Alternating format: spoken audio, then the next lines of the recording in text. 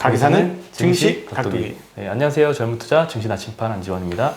고루 까불다가 한 대 얻어맞은 증시 각도기 곽상길입니다. 네.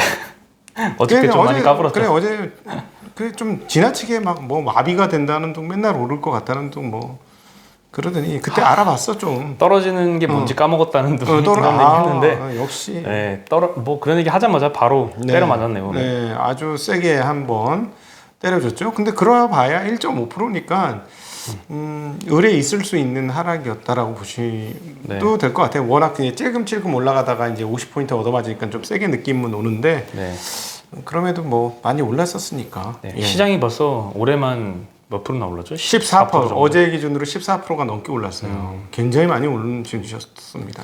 예, 그렇죠. 뭐 1년에 14% 올라간 것도 굉장히 좀 좋은 케이스인데 작년에 벌써 2020년이 연초 대비 30% 올랐어. 그렇죠. 코스피. 연초 대비예요. 저점 대비가 아니라 저점 대비 더블 났지만 연초 대비 30% 올랐으니까 그거 가지고 기록적인 장이라고 했는데 지금 1분기 조금 더 지났는데 14% 올랐었으니까 굉장히 많이 오른 주식 속도가 너무 빠르는데 조정이 없이 가가지고 이제 좀 조정도 같이 병행해서 가야죠. 많이 아프셨나요? 그렇진 않았어요. 그래요? 오늘 특징은 대형주가 좀 많이 빠졌습니다. 그렇죠. 시가총액 상위 종목들 전부 파란 푸르동동이더라고요. 네, 그 종목의 그 시가총액 비중별로 대형주, 중형주, 소형주로 구분을 해봤을 때 수익률이 대형주가 마이너스 1.74%였고요. 중형주가 마이너스 0.84, 소형주는 마이너스 0.23%. 네. 예, 대형주만 좀 굉장히 많이 빠졌고요. 소형주는 거의 안 빠졌어요. 기관 외국인 팔 때리는 것들이 많이 빠진 거지.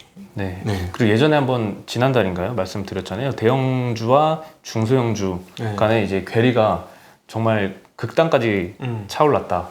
이 대형주가 중형주를 얼마나 아웃퍼폼하느냐 그걸 차트를 그려보면은 지금 완전히 바닥에 와 있다. 중형주가 아웃퍼폼한 게 바닥에 와 있으니 그만큼 중형주가 이때까지 눌려 있었는데 이제 오를 것이다. 역사적으로 지금 바닥 수치이기 때문에 중형주가 좀 주목받지 않을까 싶었는데 일단 좀 그 모양새를 이어가고 있는 것 같습니다. 네. 예, 그리고 오늘 개인 투자자들이 역대 순매수 굉장히 오늘 많이 했는데요. 코스피에서 2조 7천억이나 매수를 했습니다. 막 떨어지니까 진짜 다시 그거 있잖아요. 우리 옛날에 우리 김영길 의사하고 얘기했는데 오늘 뭐 그런 오늘 같은 날 그런 건 아니지만 막 떨어졌을 때 리밸런싱을 잘해야지 이기는 거 아니에요. 그렇죠. 저 형이 왜 저렇게 떨어지지? 나는 떨어질 수 있지만 쟤는 왜 떨어져? 하면 쟤한테 옮겨 타야 되는 거 아니에요. 네. 그죠? 그런 생각이 조금 들긴 들더라고요 오늘. 예, 그리고 코스닥에서는 개인 투자자들이 2,600억 매수했는데 외국인과 기관이 오늘 엄청나게 매도를 많이 했습니다. 외국인이 코스피에서 1조 4천억, 코스닥에서는 1,200억 매도를 했고요. 기관은 코스피에서 1조 3천억, 코스닥에서 1,000억 매도를 했습니다. 개인이 다 받은 거네. 개인이 다 받았습니다. 괜찮아. 장기적으로는 괜찮아.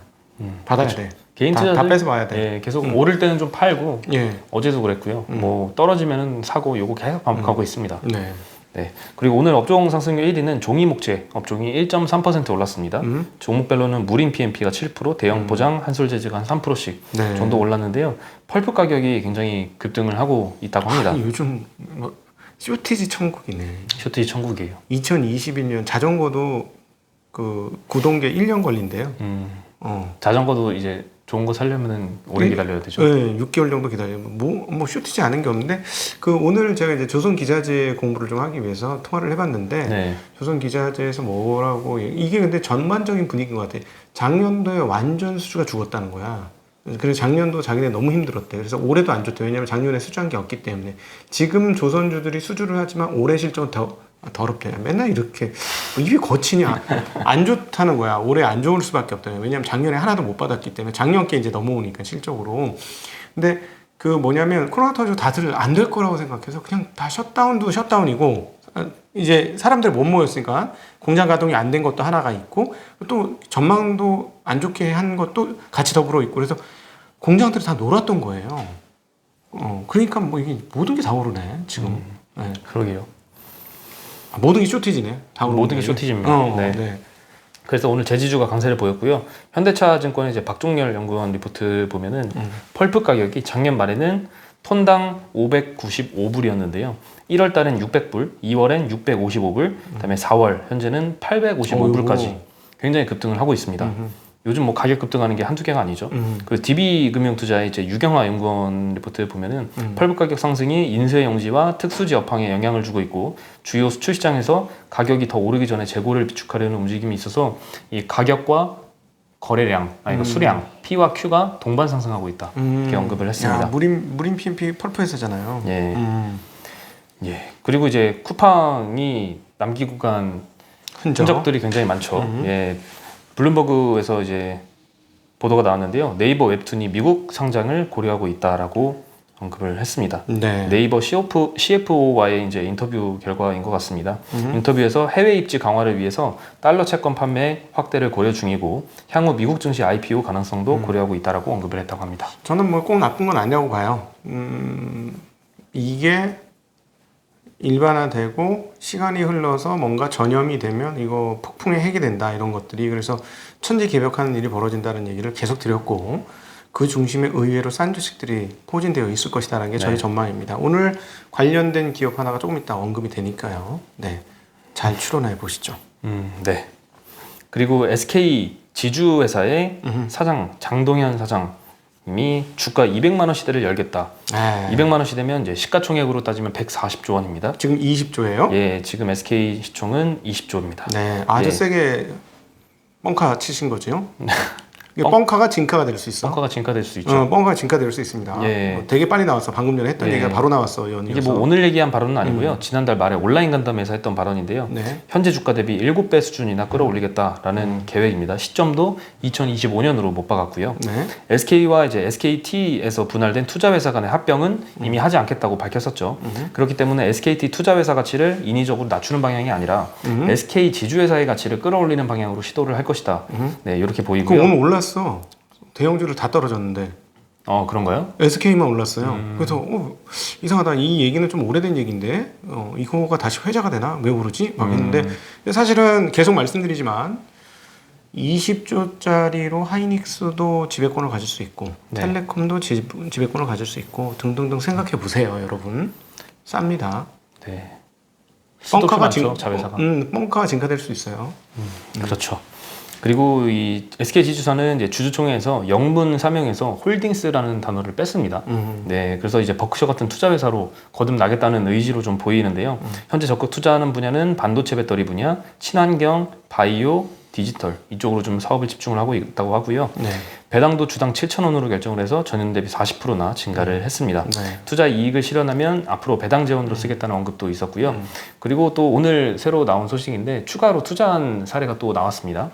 SK에서 미국의 SES라고 불리는 솔리드 에너지 시스템에 추가 투자를 결정을 했습니다. 이 SES는 MIT 연구소에서 2012년에 분사한 회사고요.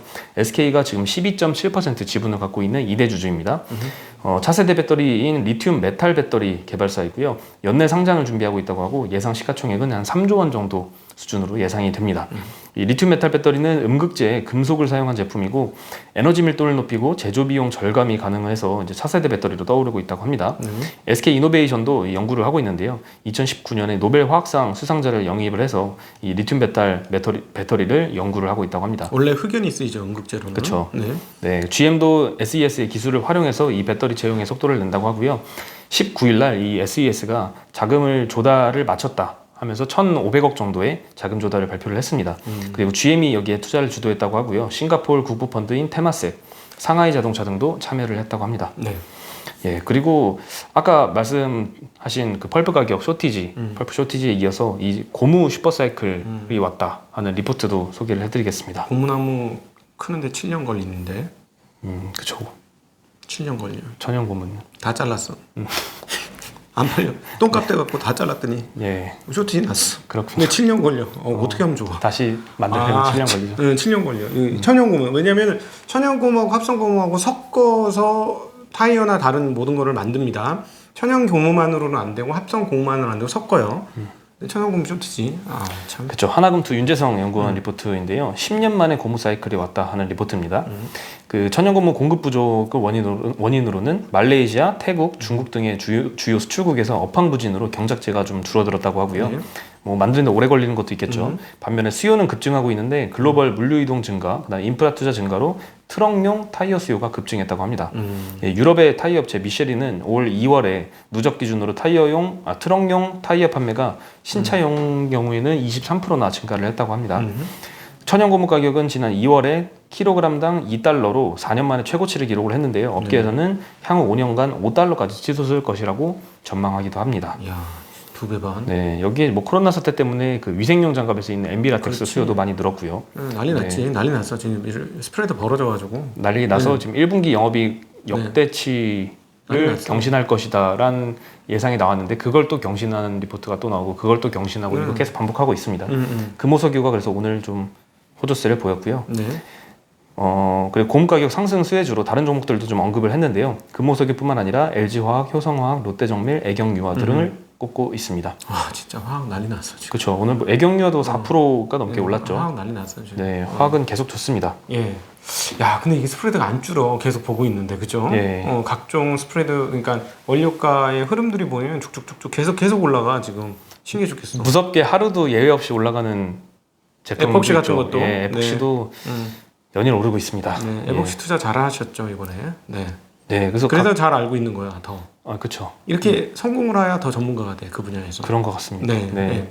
그리고 리딩투자증권에서 이제 리포트가 나왔는데 내년도에 BTS 멤버 전원이 동반 입대할 것이다.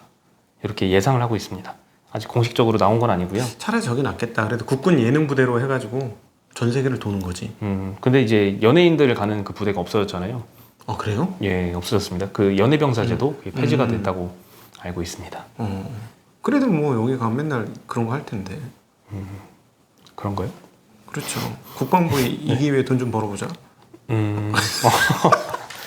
근데 뭐 이렇게 재능 있는 분야, 이런 특정 분야에 있는 분들은 좀 뭔가 그 재능을 살릴 수 있는 부분에서 좀 그런 얘기는 하죠. 스포츠 스타들 올림픽 메달 따면 좀 면제해 주는데 이런 것도 뭐 예를 들어 어워드 같은 데서 상 타면 면제 좀 해줘야 되는 거 아니냐 하는 얘기도 있긴 있죠. 사실은 경제적으로 봤을 때 파급 효과가 상당히 크니까. 네. 그래서 이제 BTS도 이걸 당연히 아니까 최근에 일어난 합병 건도 그렇고요. 뭐 아리아나 그란데였나요? 아리아나 그란데, 맞죠. 그리고 저스틴 비버도 같이 동참을 했잖아요. 그래서 좀 포트폴리오를 좀 다변화하려는 시도를 계속 하고 있는 것 같습니다. 그 덕분인지 오늘 이 소식에도 주가는 안 빠졌습니다. 네, 0% 기록을 했습니다. 그래서 뭐 리포트를 통해서도 이제 2022년 중순 입대 전까지 사전 제작을 통해서 실제 공백기는 1년 정도로 예상을 했습니다. 예. 직접 활동을 하지 않아도 이제 라이센싱, 뭐 앨범, 영상 콘텐츠 매출 이런 간접 참여형 매출 비중을 계속 확대하고 있다고 합니다. 그리고 아직 공식적으로 입대 시기는 발표하지 않았지만 이제 BTS 멤버 중에 가장 나이가 많은 멤버가 92년생이거든요. 2022년 말까지만 입영 연기가 가능하다고 해서 조만간 입대는 시작이 될 것 같습니다. 예, 그리고 식약처가 오늘 발표를 했는데요. 종근당에서 9개 품목에 대해서 판매 중지 결정을 했습니다. 오늘 종근당이 한 6% 정도 하락을 마감을 했습니다. 종근당은 일단 첫 번째로 변경 허가 없이 첨가제를 이미 사용한 게 발견이 됐고요. 두 번째로 제조 기록에서 거짓 이중 작성 및 폐기. 그리고 세 번째로 제조 방법 미변경. 네 번째로 원료 사용량 임의 증감 등의 약사법 위반 사항이 확인이 됐다고 합니다. 그래서 이제 수탁 제조를 포함한 9개 의약품에 대해서 잠정 판매 중지 조치를 내렸다고 합니다. 네. 그리고 현대기아차에서 이제 바이두의 스마트카 플랫폼인 아폴로 요거를 탑재를 한다고 하네요. 네, 바이두의 인포테인먼트와 자율주행 등 스마트카 플랫폼을 이제 중국에 출시할 모든 신차에 탑재를 할 것이다. 중국에서는 중국법을 따라야 되겠죠. 그렇죠. 그래야 좀 중국에서 많이 팔 수 있겠죠. 네. 현대기아차는 이제 바이두하고 19일 날 상해에서 열린 상하이 모터쇼에서 전략적 이 협력 계약을 체결을 했다고 하고요. 아폴로 플랫폼은 레벨 4 자율주행 테스트를 1000만 킬로 이상 진행을 했다고 하네요. 또 70개 이상의 글로벌 완성차 브랜드와 협력을 구축했고 600개 이상의 모델에 이미 장착됐다고 하네요. 차 모델이 이렇게 많았는지 처음 알았습니다. 안 믿어진다. 예, 그렇죠. 레벨 4라고? 레벨 4 쉬운 거 아닌데. 레벨 4면 완전 자율주행. 이게 다 단련은 있지만 자율주행이 저절로 다 되는 거죠. 그렇죠. 누르면 목적지까지 지가 거의 가는 거예요. 그렇죠. 네. 안 믿어지는데. 그리고 오늘 수출 데이터도 발표가 됐는데요. 4월 달에 1일부터 20일까지 수출 데이터가 발표가 됐습니다. 수출액은 310억 달러로 45% 전년 동기 대비 늘어난 수치입니다. 네. 굉장히 많이 늘어났습니다. 네, 기저효과도 있긴 하겠지만 많이 늘어난 거네요. 그렇죠. 네, 조업일수를 고려해서 하루 평균 기준으로는 36% 전년 동기 대비 증가를 했고요. 이번 수출액은 2019년에 같은 기간보다도 4.2% 증가한 수치이기 때문에 코로나에서 완전히 회복된 모양새를 보이고 있습니다. 2019년부터 늘어난 거니까 의미가 있는 거죠. 그렇죠. 네. 네, 수출액 증가율은 작년 11월부터 플러스로 전환을 했거든요. 12월 달에 12%, 1월 달에 11%, 2월 달에 9.5%, 3월 달에 16.6%, 그리고 이번에 4월은 20일까지 45.4% 늘어났습니다. 수출 상대국별 증가율로는 베트남 수출이 64% 늘어났고요. 핸드폰이겠네. 예, EU 63%, 미국이 40%, 중국이 36%, 일본이 21% 증가를 했고요. 반면에 중동은 3.2% 감소를 했다고 합니다. 예, 제품별로 보면은 석유 제품이 126%나 상승을 했습니다. 그리고 원유가 80%, 반도체가 17% 많이 늘어났고요. 반면에 가스는 7.5% 감소를 했다고 합니다. 야, 석유 한 방울도 안 나는 나라에서 원유를 수출하네. 네, 수입이에요, 수출이에요? 수출입니다. 그러니까 네. 이렇게 가공해서 보내는 거겠지? 네. 네. 그리고 이제 코로나 확진자가 또 다시 또 늘어나고 있네요. 일주일 큰일 만에 났어요. 다시 네. 700명대 돌파를 해서 731명 발표를 했습니다. 이 부분에 대한 우려감도 조금 작용이 되고 있는 것 같죠? 시장이 약간 흔들린 건. 네. 근데 이걸로 아주 막 시장이 다 뭉개지진 않을 건데 계속 이런 식으로 돼서 활동성이 또 떨어진다 이렇게 되면 이렇게 되겠지. 이거 코로나가 올해는 안 풀리고 또 늦춰지겠구나 하면 아무래도 관련된 기업들이나 이런 데는 굉장히 어려워질 수는 있겠어요. 그렇죠. 네. 네, 해결 모드로 가려는데 다시 또 빠꾸하진 않았으면 좋겠습니다.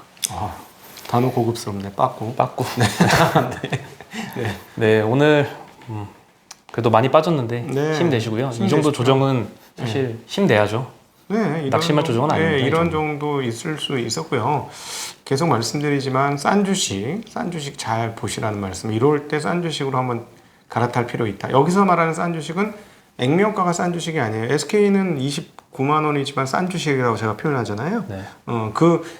여기서 말하는 싼 주식이라는 거는 가지고 있는 보유 가치 대비 싼 주식을 이야기하는 겁니다. 네. 네, 그럼 저희는 여기서 인사드리겠습니다. 안녕.